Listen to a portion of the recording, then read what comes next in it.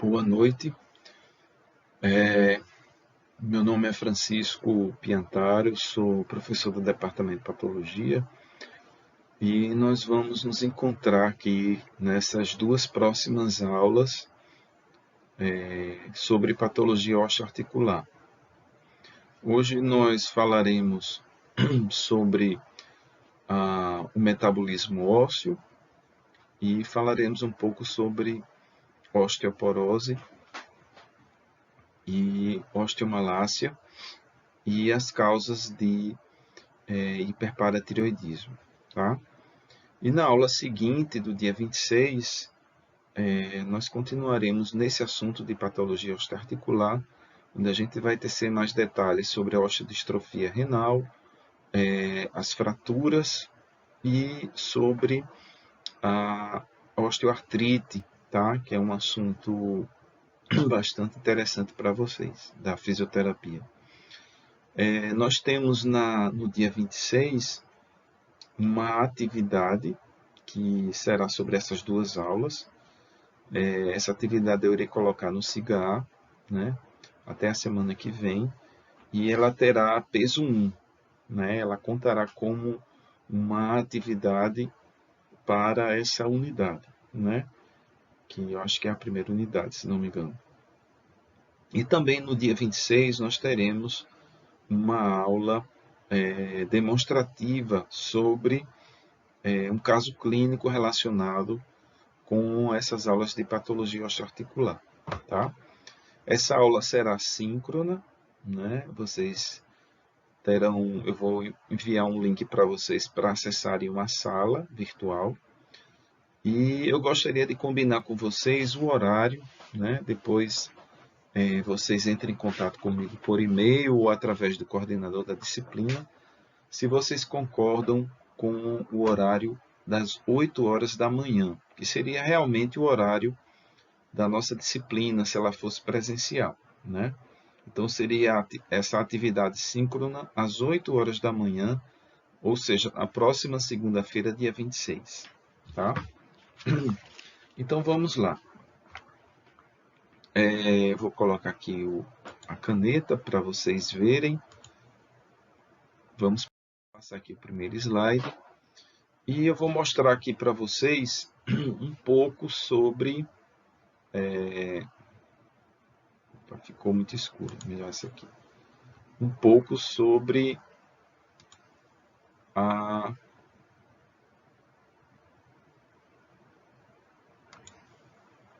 Só um minuto, computador laser. Agora melhorou. Um pouco sobre como funciona o nosso sistema esquelético, né? A gente entendeu um pouco, algumas coisas vocês já devem ter esses conceitos, né? O sistema ósseo, ele é um sistema bastante complexo, né? Que tem um papel importante na homeostase de vários minerais. Nós podemos destacar aqui o cálcio e o fosfato, né? O nosso sistema esquelético ele é constituído por 206 ossos, né? Temos ossos longos, ossos curtos, ossos chatos. Isso aí a gente já aprendeu lá no básico, na anatomia, na fisiologia. E esse sistema esquelético ele tem uma íntima relação com o suporte mecânico, a estrutura óssea, né? Interage muito com os ligamentos, com o sistema muscular esquelético também. Ou seja, todo esse sistema ele vai dar movimento ao nosso corpo, ele vai dar agilidade, flexibilidade, né? E tem uma função importante na manutenção da homeostase desses sais minerais, como eu já disse, né? Além disso, tem um fator de proteção, né? Nós temos aqui a caixa torácica constituída pelas nossas costelas, que protege as vísceras torácicas, né? E também as vísceras abdominais, que são protegidas pela coluna e pelas inserções dos músculos, né, abdominais, na pelve e na região da coluna lombosacra. O sistema ósseo osteoarticular, desculpem, o sistema ósseo, principalmente, ele é residência do sistema hematopoético, né? Ou seja, a síntese das células hematopoéticas é feita na chamada medula vermelha, né? Que ela é proporcionalmente substituída com o progredir da idade por medula óssea amarela, que nada mais é do que a tecido adiposo. Então, quando nós somos crianças na idade mais jovem, de 2, 3 anos, quase toda a nossa região medular óssea, o tecido ósseo que envolve a medula óssea, desculpe, o tecido não ósseo que envolve, que preenche a medula óssea, ele é constituído por essa medula vermelha, né, que sintetiza os elementos, as células hematopoéticas, como hemácia, os neutrófilos, as plaquetas, né? Tudo isso é sintetizado. E com o passar do tempo, essa medula óssea ela vai sendo substituída por medula óssea amarela, ou seja, tecido adiposo, tá? Isso é natural, isso é fisiológico, essa substituição. Mas ainda nós temos ilhas de tecido hematopoético no indivíduo adulto, no indivíduo idoso, elas ainda estão presentes, continuam a produzir o tecido hematopoético. Vamos lá. Os ossos são constituídos, né, por uma matriz orgânica, que é formada por células, fibroblastos, quando é jovem, por osteócitos, né, osteoblastos e osteoclastos, né, e também por uma matriz osteoide, que é derivada da matriz extracelular. E também uma matriz inorgânica, que é formada por esse elemento aqui, chamado hidroxiapatita de cálcio, que é formado por sais de cálcio e fosfato, né? Então, ele constitui cerca de 65% da matriz óssea e ele é responsável pela dureza, pela resistência do tecido ósseo, né? Ao mesmo tempo, o tecido ósseo ele tem que ser leve, poroso e também resistente, firme, para dar a solidez, a estabilidade do sistema osteoarticular, né? Existe um mecanismo de remodelação óssea, como vocês podem ver aqui, que é constante em toda a nossa vida, né? Em toda a nossa vivência, o tecido ósseo, desde quando nós somos crianças até a idade da adulta, né, quando nós chegamos ao envelhecimento, essa remodelação óssea, ela é presente, ela é constante e ela vai ter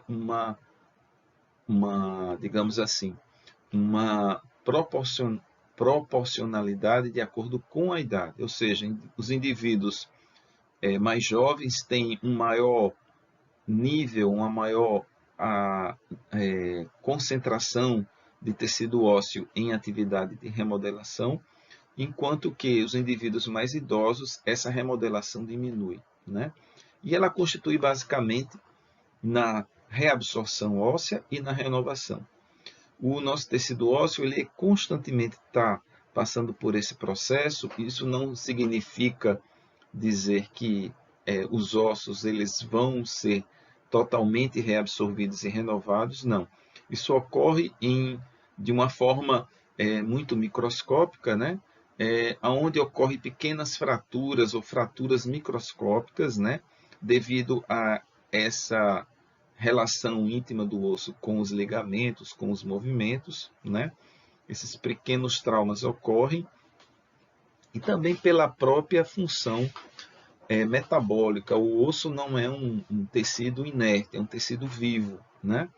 E aqui nós temos os componentes que fazem parte dessa homeostase óssea, né? Nós temos aqui vários elementos como fatores de transcrição, fatores de crescimento, citocinas, que regulam tanto inibindo a remodelação e a reabsorção, como ativando essa reabsorção e renovação óssea, né? Então, nós vamos ter um mecanismo de equilíbrio, né, para que seja feito as duas coisas de forma equilibrada, de forma fisiológica, né? Então, nós temos as células osteoprogenitoras, que são as chamadas células tronco, né? Que são residentes no tecido mesenquimal. E essas células vão dar origem a osteoclastos, a osteoblastos, né? Para que eles sejam sintetizados e tenham sua função plena. Os osteoblastos são células de revestimento localizadas na superfície da matriz óssea. Nós vamos identificá-las nas imagens, tá? Os osteócitos, eles estão presentes dentro da matriz óssea e eles são importantes no controle, na homeostase dos níveis de cálcio e fosfato dentro do osso, tá? Os osteócitos são uma derivação, uma maturação dos osteoblastos, tá? Os osteoblastos, eles são, digamos assim, células mais jovens, como o próprio nome diz, né? E os osteócitos seria o amadurecimento desse osteoblastos e a sua inserção dentro da matriz óssea. E nós temos aqui uma célula muito importante que é o osteoclasto, que são responsáveis pela reabsorção óssea, tá? Então, nós temos o osteoblasto, de um lado, sintetizando o osso, e do outro lado, o osteoclasto reabsorvendo o osso, tá? Na homeostase óssea, nós também temos as vias de sinalização, né, mais importantes, que são 3.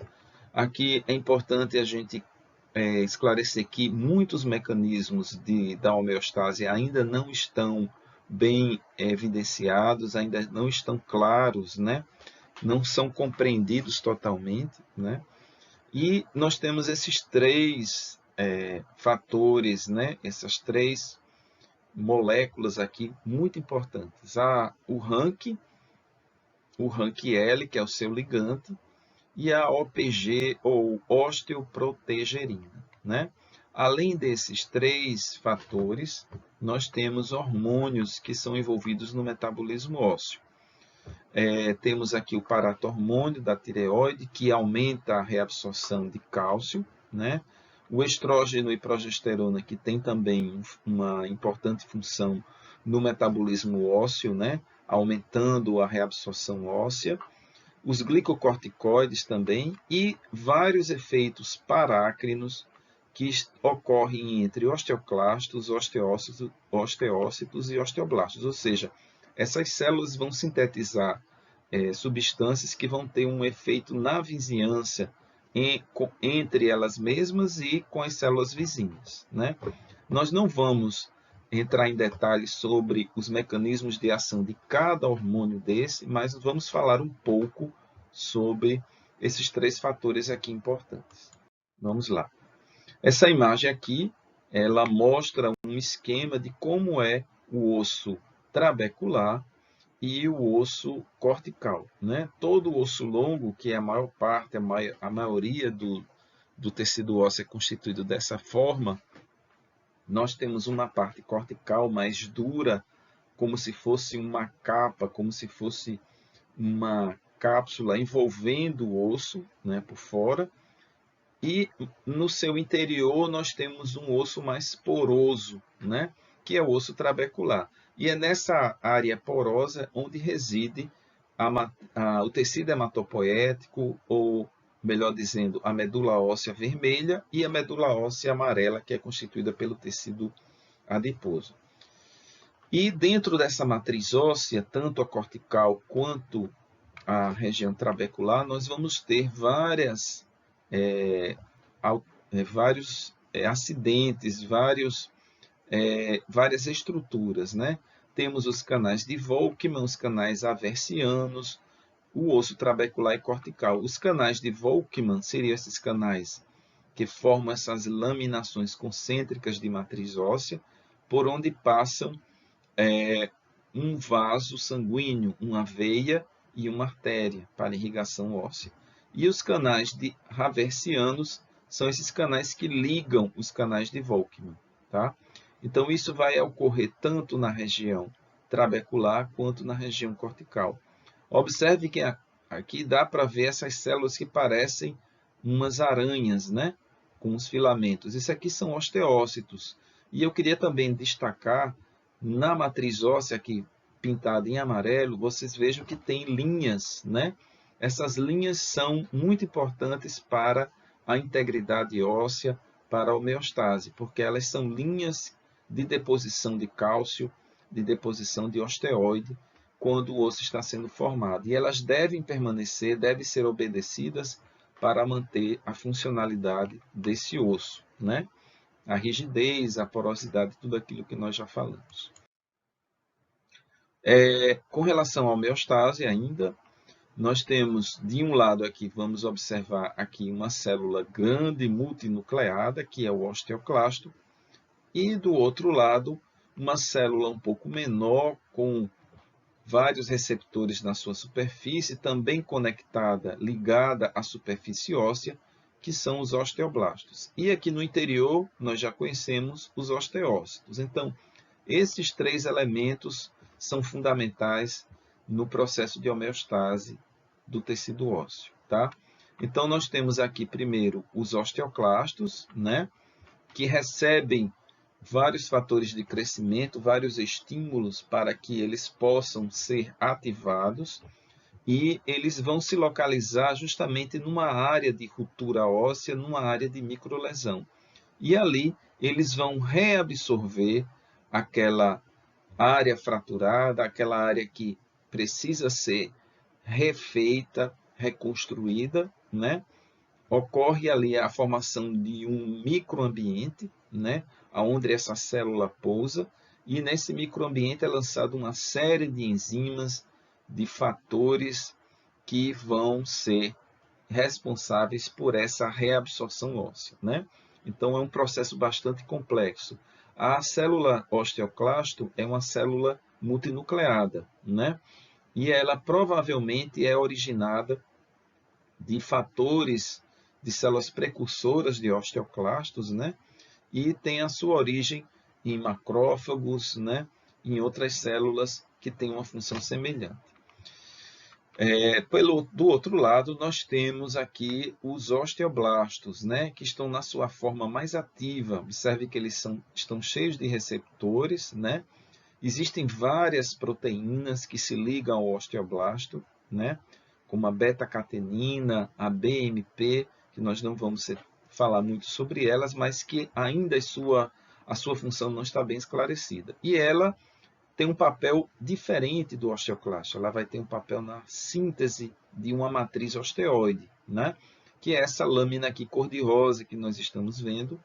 E essa matriz osteoide, ela não tem ainda a deposição de cálcio. Isso vai acontecer posteriormente. Então, é uma matriz que a gente chama jovem, de osso jovem, tá? Então, toda a síntese de osteoide, de matriz óssea, é feita pelo osteoblasto e a sua reabsorção é feita pelo osteoclasto. Então, esse processo de homeostase, ele existe, ele ocorre, né, durante a nossa vida biológica, tá? E aqui nós temos vários outros mecanismos, as células osteoprogenitoras, que vão dar origem aos osteoblastos.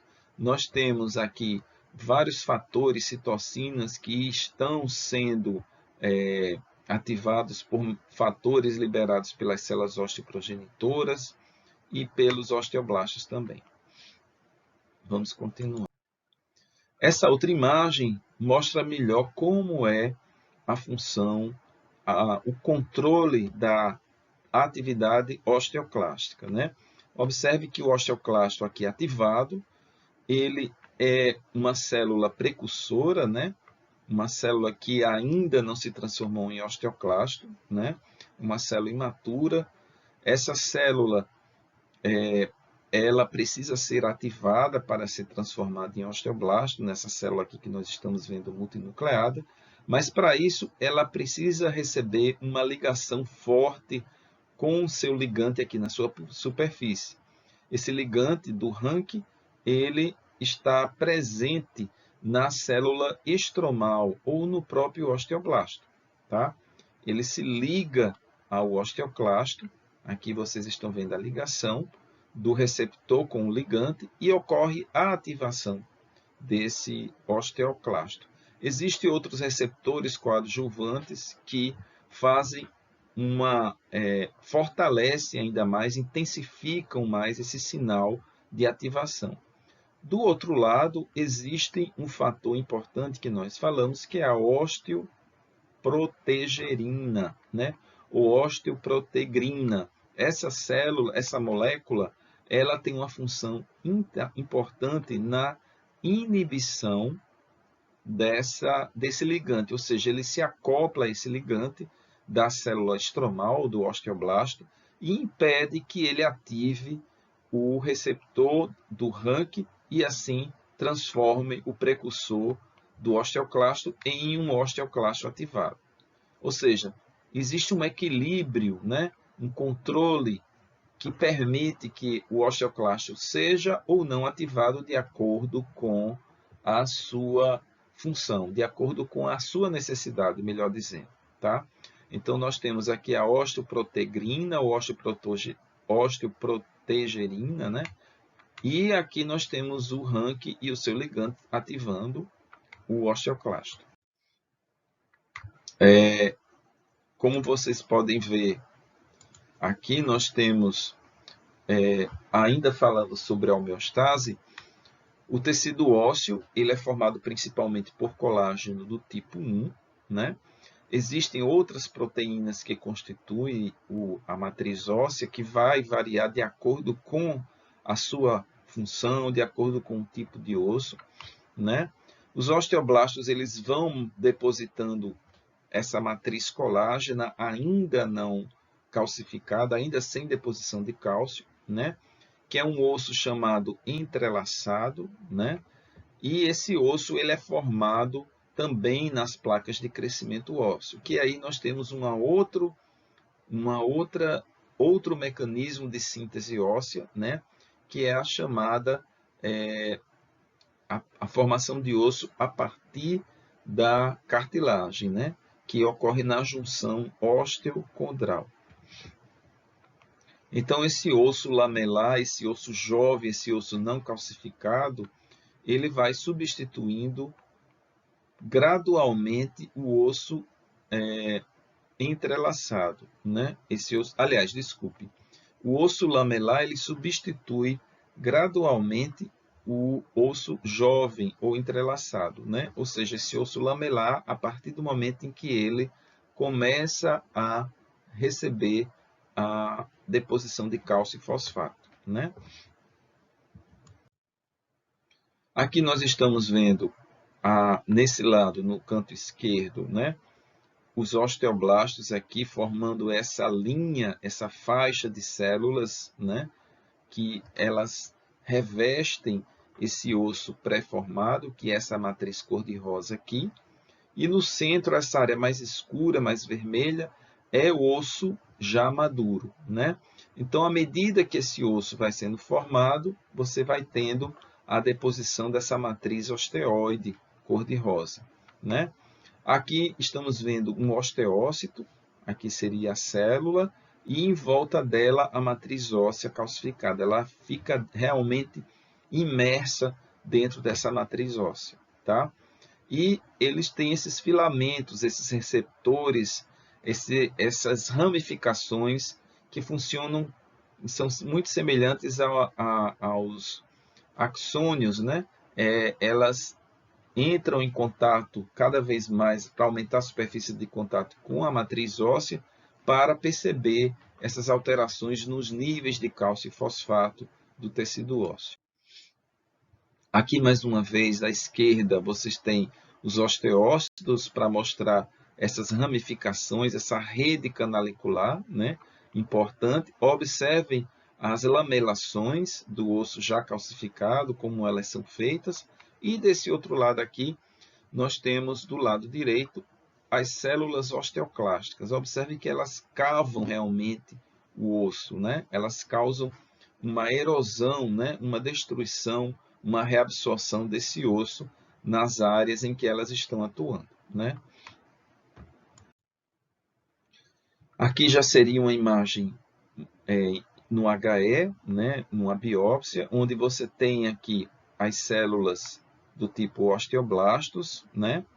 formando esse revestimento em torno dessa matriz vermelha não calcificada, que é a matriz óssea chamada osteoide.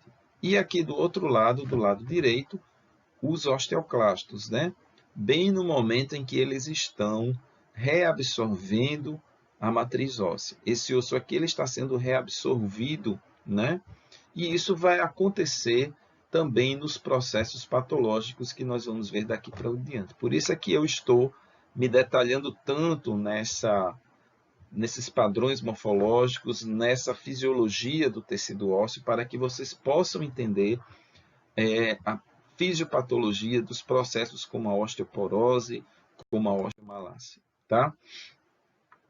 Então, tudo isso, né, nós temos, além de todos esses mecanismos de homeostase, existe como eu posso dizer, de acordo com a idade do indivíduo, nós vamos ter uma diferença, né, nesse pico de massa óssea. Então, foi denominada uma unidade para poder se medir esse pico de massa óssea, que é a chamada BMU, que é a unidade multicelular básica, né? Que ela é constituída por coleções de osteoblastos, de osteoclastos e osteócitos, né? Essa unidade celular, ou essa unidade multicelular básica, ela é responsável pela remodelação óssea em cerca de 10% do esqueleto. Isso ocorre anualmente, ou seja, nós temos uma substituição de 10% do nosso esqueleto todo ano e a responsabilidade é por esse conjunto de células que formam a BMU. Tá? Os indivíduos adultos jovens, eles vão ter um pico de massa óssea produzida nessa fase, ou seja, isso vai variar de acordo com a raça, isso vai variar de acordo com o sexo, isso vai variar de acordo com o estado nutricional, também com a atividade física do indivíduo. Lógico, aqueles indivíduos que têm uma atividade física maior, esse pico de massa óssea, ele vai permanecer por mais tempo, né? Você vai ter mais estímulo ao processo de remodelação, de reabsorção óssea, né? Diferentemente do indivíduo mais sedentário, mais obeso, que vai ter mais complicações decorrentes dessa condição de vida. Tá? A partir da quarta década, a quantidade de osso reabsorvido é maior do que a de osso sintetizado pela unidade multicelular. Ou seja, a partir da quarta década de vida, um processo natural de envelhecimento, o indivíduo vai ter uma diminuição na síntese óssea, ou seja, vai começar a acontecer os processos patológicos provavelmente decorrentes das fraturas, né? Aliás, das fraturas não, do modo de vida, fatores nutricionais, de doenças associadas, né? Ou seja, qualquer alteração no nível de cálcio, qualquer alteração na função renal, na função hepática, qualquer distúrbio gastrointestinal vai aumentar essa falha, né? Essa maior quantidade de osso que é reabsorvido, vai alterar esse mecanismo e poderá levar a doenças, a patologias, como, por exemplo, a osteoporose. Aqui nós estamos vendo nessa imagem um osso longo, onde nós temos aqui a epífise, a metáfise e as placas de crescimentos, né? Que é onde nós temos nessa faixa aqui do fêmur, onde nós temos essa linha branca, a zona de crescimento ósseo, né? Que ela é mais intensa, ela é mais ativa, ela é aberta nos indivíduos jovens que ainda estão em crescimento. Quando cessa o estímulo hormonal, quando cessa o crescimento, essas placas elas fecham, né? E o indivíduo não cresce mais. É a chamada ossificação endocondral, né? Vocês vejam que aqui tem uma faixa azul de tecido cartilaginoso e esse tecido ele é progressivamente sendo remodelado e depositado uma matriz óssea, aonde vai ser constituído o osso trabecular e vai favorecer o crescimento desse osso longo, tá? É um processo também bastante complexo, muito interessante, né, da gente ver isso nos indivíduos jovens em fase de crescimento. Aqui, mais uma vez, a deposição já da matriz óssea jovem, né, os osteoblastos aqui, e essas linhas escuras aqui roxas são de tecido calcificado, tecido ósseo já calcificado. Aqui, novamente, a zona de crescimento ou a placa de crescimento em atividade, a cartilagem e o osso trabecular aqui, ainda com material cartilaginoso, mas já com depósito aqui nessas faixas vermelhas de tecido ósseo. Vamos continuar. Então, vamos falar primeiro sobre a osteoporose, que são doenças relacionadas com a diminuição da massa óssea, né? A doença osteoporose é uma doença endêmica, né? Uma doença que está presente em países desenvolvidos, em países subdesenvolvidos, né? É uma doença que acomete uma população mais idosa, né? E ela se caracteriza por uma porosidade óssea, ou seja, um aumento da quantidade, aliás, um aumento não, uma diminuição da matriz óssea do osso, principalmente do osso trabecular, né? E essa maior trabeculação, essa maior porosidade vai favorecer o quê? As fraturas ósseas, né?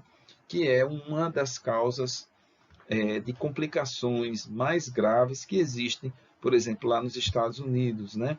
Paciente acamado por uma fratura patológica, ele já tem outras comorbidades, é um paciente idoso e você vai ter aí uma série de complicações que pode acometer esse indivíduo, né? Úlceras, infecções pulmonares e pode inclusive levar ao óbito. As formas generalizadas de osteoporose podem ser primárias ou secundárias, né? Nós temos aqui as causas primárias, que é a maior parte das causas, né, que nós temos, que são as formas mais comuns, que é, no caso, a osteoporose senil e a osteoporose pós-menopausa, são consideradas as duas principais causas de osteoporose no mundo, né? E o osso mesmo sendo mineralizado normalmente, ou seja, os níveis de cálcio e fosfato, eles estão normais, mas ocorre uma diminuição da massa óssea, né? Da síntese óssea, ou seja, os mecanismos, os fatores que promovem a síntese do osso, eles estão alterados nessa doença. Ela é comum na quinta, sexta década de vida, né? As fraturas mais comuns, mais frequentes, são observadas na região do pescoço, na coluna cervical, na região da cabeça do fêmur, que são as fraturas de quadril, né? E corpos vertebrais e rádio, né? Os corpos vertebrais nós vamos ter colabamento das vértebras, nós vamos ter extrusão do disco, várias complicações aí que podem levar a uma incapacidade ou imobilidade do indivíduo. Aqui são as causas de osteoporose, como eu já falei, as principais são as formas primárias, né? Pós-menopausa, a forma senil, existe uma forma idiopática mais rara, e também existem causas secundárias, que vão desde causas endócrinas, né? Como, por exemplo, o hiperparatiroidismo, que nós vamos falar, né? Doenças neoplásicas, síndromes de má absorção, insuficiência hepática, deficiências vitamínicas, nutricionais. Tudo isso pode levar a várias formas de apresentação da osteoporose, né? Inclusive fora dessa faixa etária mais idosa. Aqui nós estamos vendo nesse exemplo, aqui na imagem à esquerda, é uma cabeça de fêmur de um indivíduo normal. Vocês vejam aqui tem um osso cortical. Foi feita um processamento desse tecido ósseo, onde foi retirado toda a parte de medula óssea, né? E eles fizeram um tratamento onde ficou preservado apenas o tecido ósseo, né? Observe aqui no osso trabecular as linhas verticais e horizontais formando esse aspecto poroso que é característico do osso trabecular. E comparando com a cabeça do fêmur de uma mulher de 82 anos com osteoporose, observe que os espaços, né, o fundo escuro ajuda a gente a identificar isso, você consegue identificar espaços mais vazios, né? E as trabéculas ósseas, a espessura do osso, ela está bastante reduzida, ou seja, realmente ocorre uma perda de massa óssea importante. Então dá para a gente entender que esse osso ele tem uma integridade, uma capacidade maior, uma propensão maior a uma fratura. Tá? Aqui do mesmo lado, né, nós estamos vendo um disco vertebral osteoporótico aqui à esquerda, desculpe, à direita, e um disco vertebral normal. Observe que aqui ocorreu um colabamento da vértebra, né, pelo peso do próprio corpo, né? Vamos imaginar que esse indivíduo seja idoso, né? E nós temos também a diminuição, uma rarefação do osso. As trabéculas ósseas, né? Elas têm uma perda, principalmente das trabéculas horizontais. Aqui não dá para a gente ver isso com tanta nitidez, mas é o que ele diz na legenda. Mas observe que os espaços são maiores, né? Diferente desse osso aqui, onde você tem uma rede mais intricada, uma densidade óssea maior. Aqui a mesma coisa, ó. Aqui tem os discos vertebrais. Observe aqui essa vértebra, né, que foi colabada, né? A osteoporose aqui é evidente, né? Muito acentuada, formando essas áreas mais escuras. E aqui também a extrusão do disco, né, vertebral, produzido por essa compressão, por esse aumento da pressão aqui, né? Então isso aqui é uma situação grave, né, que pode levar a dor crônica nesses indivíduos. Com relação à patogenia, né? A patogenia da osteoporose, muitas vezes a gente tem a causa secundária, fácil de compreender, fácil de entender. Mas as formas primárias existem vários fatores, né? Existe uma condição aí multifatorial que vai desde as condições nutricionais ao histórico, né, daquele indivíduo, a atividade física que aquele indivíduo apresenta, né, as comorbidades que ele apresenta, tudo isso são fatores que ajudam, né, que podem agravar o quadro da osteoporose e ter relação com a sua patogenia, né? Nós sabemos que a unidade básica multicelular que nós falamos anteriormente, ela vai perdendo a sua capacidade de síntese óssea à medida que o indivíduo vai envelhecendo, ou seja, a cada ciclo, a cada ano, aquela capacidade de renovação óssea vai diminuindo, e isso é um fator que favorece a perda óssea, né? E a perda óssea com a idade pode atingir cerca de 0,7% ao ano, né? Então, um indivíduo com 70, 80 anos de vida, ele vai ter uma perda de massa óssea bem maior do que o indivíduo com 50, com 40, com 30 anos de idade, né? E isso vai depender da raça. Por exemplo, a raça negra ela tem uma maior densidade óssea, a raça asiática e a raça branca, né? Quando eu falo branco, eu falo dos caucasianos, né? Os americanos, por exemplo, os noruegueses, eles têm uma maior propensão à osteoporose. Nós, latinos, ficamos aí no meio intermediário, né? A nossa densidade óssea é um pouco variável, né? Ela tem áreas que lembram a densidade óssea do negro, da raça negra, e outras não. Então, isso tudo varia, como eu falei aqui, diferenças do pico de massa óssea entre as raças brancas e negras, entre homens e mulheres também, né? O homem tem sempre uma densidade óssea maior do que a mulher, né? E também em certas raças, certas populações. Com relação ainda à patogenia da osteoporose, nós temos as relações relacionadas, as alterações relacionadas com a idade, né?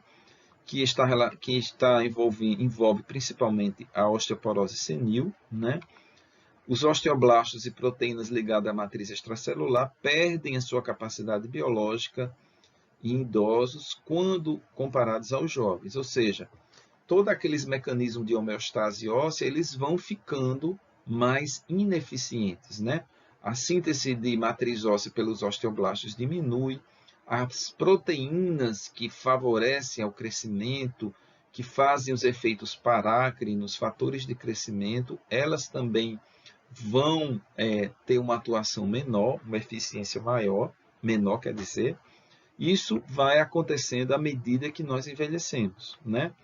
A redução da atividade física, esse é um fator que vem sendo muito estudado, importante, né? As forças mecânicas, né? Na atividade física com carga, ela aumenta os níveis de remodelação óssea, porque você causa um estresse, né? Quando você faz aquela atividade, você faz com que o ligamento que está preso ao osso, à articulação, ao periósteo, ele consiga ativar esse processo de remodelação. E isso, ao longo do tempo, aumenta a quantidade de síntese óssea, ou seja, você vai ter um efeito benéfico nos indivíduos que mantêm uma atividade física, mesmo numa faixa etária mais avançada, né? E a sua redução vai ter o efeito contrário, né? Vão diminuir esse período, essa atividade de remodelação, né? Fatores genéticos também, nós temos aqui vários fatores, né, que ainda não está bem claro, porque são várias fontes, né? Existem várias descobertas científicas, né? Cerca de 60 a 80% da nossa densidade óssea é determinada geneticamente. Isso aí é verdade, né? Nós temos a herança de cada um, na herança genética dos nossos familiares, dos nossos antepassados, e também com relação à raça e com relação ao sexo, né? O RANQ-L, a OPG e o RANQ são os principais genes que estão relacionados com a regulação dos osteoclastos, ou seja, os genes que regulam essas três proteínas modeladoras, né, que promovem a remodelação, a homeostase óssea, como nós já vimos, eles também estão relacionados com a regulação dos osteoclastos, né? E variantes genéticas no locus da vitamina D, do receptor de estrógeno e do complexo de histocompatibilidade também estão relacionados com a homeostase óssea, com a predisposição maior ou menor à osteoporose, né? Vocês vejam que a vitamina D ela tem uma função importante na reabsorção, na produção de mecanismos que vão aumentar a reabsorção de cálcio, na homeostase do cálcio do nosso organismo, né? E a vitamina D tem esse papel importante na homeostase óssea, né? A ingestão de cálcio na dieta, né? Nós sabemos que uma ingesta insuficiente de cálcio durante uma vida, né, do paciente, daquele indivíduo, isso daí também influencia na patogenia da osteoporose, na maior ou menor predisposição, né? Influências hormonais. Aqui nós temos um mecanismo importante, né? As mulheres podem, por exemplo, perder até 35% do seu osso cortical e 50% do osso trabecular num período de 30 a 40 anos após a menopausa, certo? Ou seja, a mulher tem uma menopausa precoce com, digamos, 50 anos, com 40 anos, ou seja, 20 anos depois, quando ela tiver seus 60 anos, ou estiver na faixa dos 70, 80 anos, ela vai ter essa perda maior, que pode chegar até 50% do osso trabecular, quando ela estiver nessa idade. Justamente uma idade aonde vão ter outras complicações, outras comorbidades, tá? A osteoporose pós-menopausa, que é muito importante, né? É uma importante causa de osteoporose na mulher idosa, ela é caracterizada por uma perda óssea hormônio dependente, né? Ou seja, a mulher entra em menopausa, ocorre a perda, né, da síntese de estrógeno pelos ovários, e essa queda dos níveis de estrógeno, né, que ocorre após a menopausa, após a atrofia dos ovários, que é fisiológica, né, eles vão provocar um aumento de 3 citocinas inflamatórias, que é a interleucina 1, a interleucina 6 e o fator de necrose tumoral. Tá? Então, essas três moléculas elas vão promover uma maior reabsorção óssea, uma maior atividade osteoclástica, né? Aumentando os níveis de RANQ-L e diminuindo a expressão da OPG, que é o fator que inibe a ativação do osteoclasto. Tá? Então, essa seria uma hipótese muito aceita, muito estudada e analisada como um dos mecanismos principais na patogenia da osteoporose pós-menopausa. Então, nós temos aqui uma análise dos mecanismos, né, que nós falamos até agora.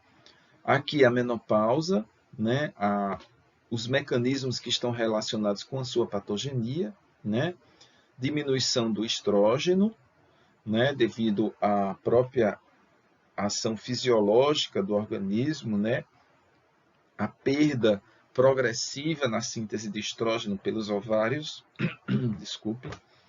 E com isso nós vamos ter um aumento compensatório, ou um aumento ainda que não se sabe por que ocorre esse aumento, das interleucinas, que vão aumentar a expressão de RANQ e do seu ligante nas células responsáveis pela reabsorção óssea, que são os osteoclastos. Tá? Então, essa é a hipótese mais aceita na patogenia da osteoporose pós-menopausa. Com relação ao envelhecimento, aí nós temos vários fatores. Nós temos a diminuição da densidade óssea, a diminuição da atividade daquela unidade multicelular, né? Nós temos aí o sedentarismo, nós temos aí a obesidade, nós temos também a falta de cálcio na dieta, ou seja, vários fatores estão relacionados com a osteoporose do envelhecimento, né?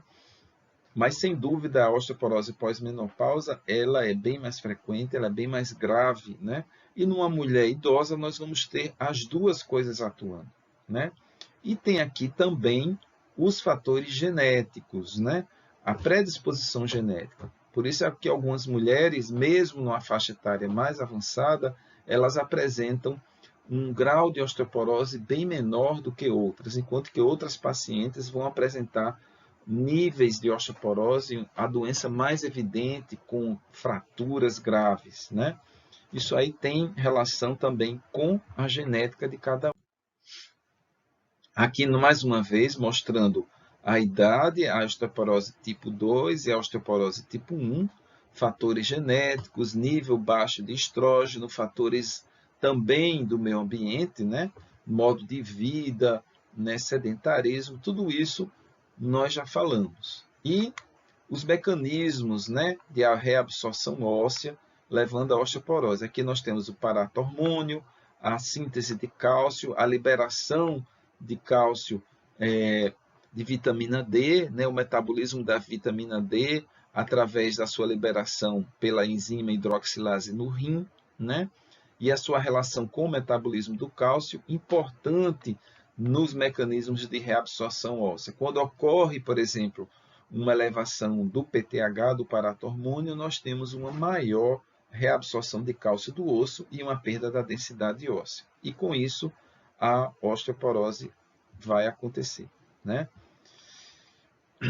Então, síntese óssea diminuída, atividade osteoclástica aumentada, maior atividade inflamatória de citocinas, fatores ambientais, fatores genéticos, tudo isso está relacionado com a patogenia da osteoporose. Clinicamente, não vou demorar muito, é uma doença que afeta principalmente os ossos de maior carga do nosso corpo, né? A coluna vertebral, o fêmur, os ossos do quadril, né? Ocorre uma diminuição da espessura do córtex e diminuição das trabéculas, né? É uma doença que muitas vezes, na sua fase inicial, o diagnóstico é difícil, é feito através de exames de raio-x, densitometria óssea, né? Pode ser feita também uma análise dos níveis de cálcio, investigar outras causas, né? E essas fraturas, elas múltiplas, elas levam a quadros mais graves de embolia pulmonar. O paciente fica muito tempo no leito hospitalar, a pneumonia, né? E pode causar de 40 mil a 50 mil mortes por ano. Isso aí é uma estatística americana. Bem, acabamos aqui com a osteoporose. Vou mostrar agora para falar para vocês sobre as doenças que estão relacionadas com a alteração na homeostase óssea, né? Aqui nós temos apenas uma doença, uma patologia, que é a osteomalácia e raquitismo, né? Que é uma doença onde você tem um defeito na mineralização do tecido ósseo. Aqui você terá uma deficiência de cálcio, né? Proveniente da deficiência ou falta de vitamina D. Tá? Que pode ser decorrente de uma falha na dieta, pode ser decorrente de um mecanismo genético, né? Uma deficiência de alguma enzima que seja responsável pelo metabolismo da vitamina D, mas a mais comum é, sem dúvida, as causas relacionadas com a nutrição, né? O raquitismo ele ocorre em crianças, né? Onde o crescimento ósseo ainda está acontecendo, e esse crescimento ósseo ele vai ser insuficiente, ele vai ser desequilibrado, produzindo deformidades esqueléticas, né? O paciente ele não tem uma tendência a fraturas, né? Porque o osso ele está sendo formado, mas a sua mineralização ela é ineficiente, tá? Então ele vai ter malformações, deformidades ósseas características, né? Que são observadas na clínica. E a osteomalácia acontece no adulto, né? O processo de remodelação óssea é inadequado, esse indivíduo vai ter dores, ele poderá ter fraturas, né? A osteopenia e a predisposição a fraturas são características dessa enfermidade, mas principalmente no indivíduo adulto, como eu já disse. Bem, aqui nós estamos chegando quase ao fim da aula, estamos já com 52 minutos. Vou falar sobre as doenças metabólicas ainda, com relação ao hiperparatireoidismo, tá? Então, nós vimos que o paratormônio é importante no metabolismo ósseo, ele é importante na reabsorção do cálcio, né? Nós temos situações em que há uma hiperfunção das paratireoides, né? As paratireoides elas estão localizadas lá na glândula tireoide posteriormente, né? E elas podem ser acometidas por uma doença primária, né? Onde você teria uma hiperplasia da glândula paratireoide ou um tumor funcionante da própria glândula, que é mais raro, né? Ou seja, essa hiperplasia autônoma é como se a glândula ela adquirisse uma autonomia para produzir hormônio em grande quantidade. E isso levaria a uma hiperfunção dela, um processo hiperplásico, né? Ou então você tem a transformação neoplásica de uma célula da glândula da paratireoide, e essa célula neoplásica, esse tumor, essas células que seriam produzidas por esse tumor, elas iriam produzir o PTH em grande quantidade de forma descontrolada. Mas o mais comum são as formas de hiperpara secundário, né? São causadas principalmente por estados prolongados de hipocalcemia, levando a um aumento da secreção do PTH. Ou seja, o indivíduo tem uma deficiência na reabsorção de cálcio, ele tem uma deficiência nutricional devido a um quadro de síndrome de má absorção, ele tem uma insuficiência renal, ele tem alteração no metabolismo hepático, ou seja, as causas são muito variadas, tá? E isso leva a um quadro de hipersecreção compensatória do paratormônio, né? Esse aumento das concentrações do paratormônio são detectados pelos osteoblastos, e esses osteoblastos vão levar ao estímulo da atividade dos osteoclastos, ou seja, o paratormônio ele vai orientar, ele vai determinar que a matriz óssea libere cálcio para esse cálcio entrar a nível sérico, para os seus níveis séricos voltarem ao normal, porque o paratormônio ele tem essa função, né? Então ele vai estimular a atividade osteoclástica, tá? Então as manifestações esqueléticas do hiperparatiroidismo são decorrentes da reabsorção óssea osteoclástica. O esqueleto é completamente afetado, né? Às vezes você tem alguns locais onde a densidade óssea é maior, eles são mais comprometidos, né? E aqui nós temos uma doença que não é tão frequente hoje em dia de ser observada, chamada osteite fibrosa cística, que é uma forma mais grave de hiperparatiroidismo, tá? Hoje nós temos já mecanismo de tratamento, de controle do hiperparatiroidismo, e essa doença que leva a deformidades ósseas, né? Leva à formação de pseudotumores no tecido ósseo, elas já não são tão vistas, são observadas na clínica. O hiperpara secundário, ele não é tão grave quanto o primário, né? E as anormalidades tendem a ser mais leves, ou seja, você tem uma longa duração até uma evolução mais grave da doença no hiperparatiroidismo secundário comparado com o primário, né? Vai ter predisposição à fratura, as deformidades ósseas também, porque você tem a perda de massa óssea, hiperparatiroidismo.